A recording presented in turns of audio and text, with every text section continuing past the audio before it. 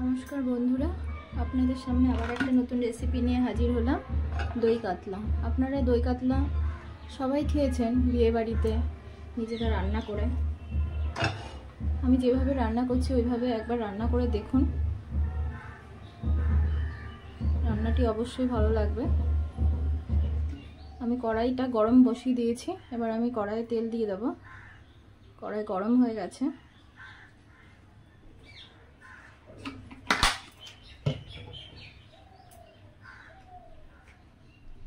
এই যে কাতলা মাছ আমি লবণ হলুদ দিয়ে আগে মাখিয়ে রেখেছি, একটু সামান্য লেবুর রস দিয়েছি। লেবুর রস দিলে মাছের যে একটা গন্ধ থাকে সেটা চলে যায়। এবার মাছটিকে আমি ভালো করে ভেজে নেব। আমার এই দই কাতলা করতে লাগছে, দই তো অবশ্যই লাগছে। দইটাকে আমি ফাটিয়ে নিয়েছি। এখানে আদা বাটা, রসুন বাটা আর পেঁয়াজ বাটা অল্প একটু একসঙ্গে বেটে রেখেছি, আর টমেটো পেস্ট করা রয়েছে। এখানে আমি জিরে গুঁড়ো, ধনে গুঁড়ো, গোটা গরম মশলা, সামান্য একটু হলুদ নিয়েছি।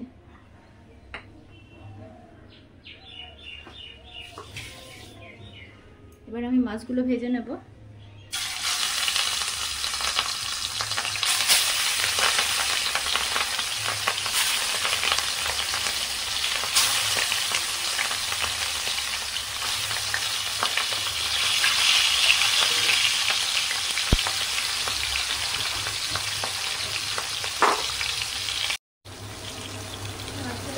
ভাজা হয়ে গেছে, উল্টিয়ে দেব।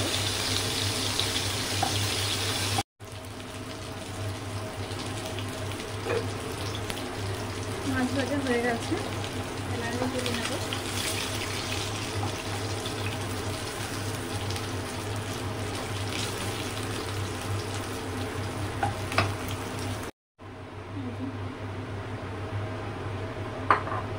এবার কড়াই আমি গোটা গরম মশলা দেবো। এর মধ্যে জিরে আছে, শুকনো লঙ্কা,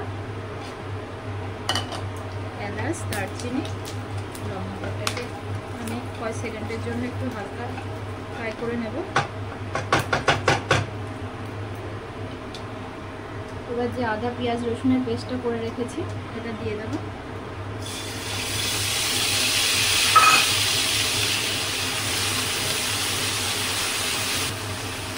আমি পেঁয়াজ কুচি করে রেখেছি, এটাও দিয়ে দেবো। চিনটা ভালো করে আমি কষিয়ে নেব, এর মধ্যে থেকে কাঁচা গন্ধটা চলে যাবে। আমি এটাকে কষাতে থাকবো। এই মশলাগুলো আমি দিয়ে দেবো।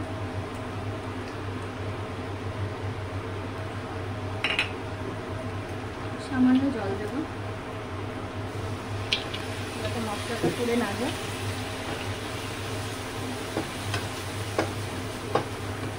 মশলাটাকে আমি কষিয়ে নেব। টমেটো পেস্ট করাটাও দিয়ে দেবো।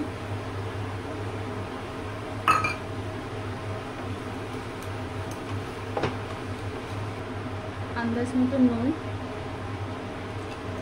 আমি তখন সামান্য পরিমাণে হলুদ দিয়েছি, এখন আর হলুদ ব্যবহার করব না, যেহেতু দই কাতলা কালারটা একটু সাদা কালারেরই হবে, ওই জন্য হলুদটা ব্যবহার করছি না।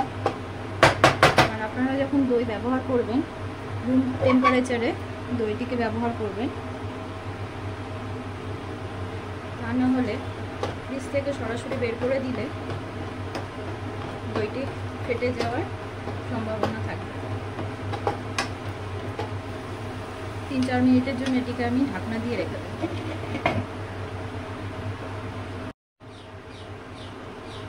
ঢাকনাটা খুলে দিচ্ছি।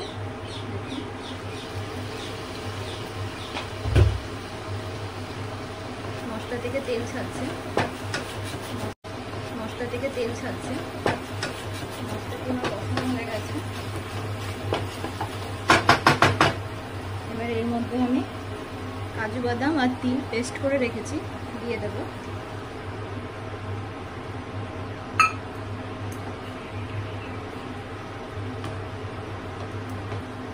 দইটা আমি ফাটিয়ে রেখেছি, এবার দিয়ে দেব।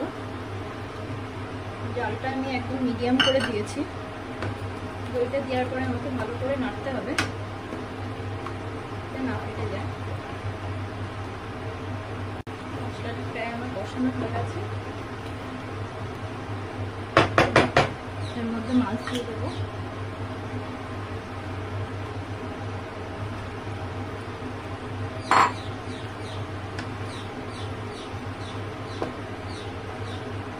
যাতে মশলাগুলো মাছের গায়ে ভালো মতন লাগে।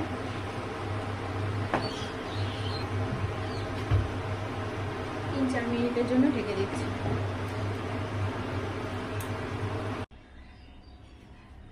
ঢাকনাটা খুলে দিচ্ছি।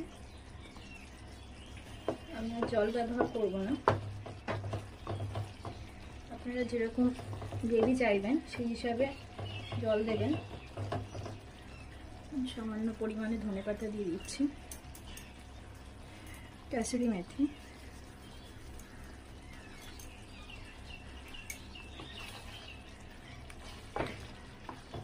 আমি এর মধ্যে সামান্য পরিমাণে চিনি দিয়েছি, সেটা স্কিপ হয়ে গেছে। আপনারাও একটু সামান্য পরিমাণে চিনি দিয়ে নেবেন, তাহলে রান্নাটি ব্যালেন্স আসবে এবং খেতেও ভালো লাগবে।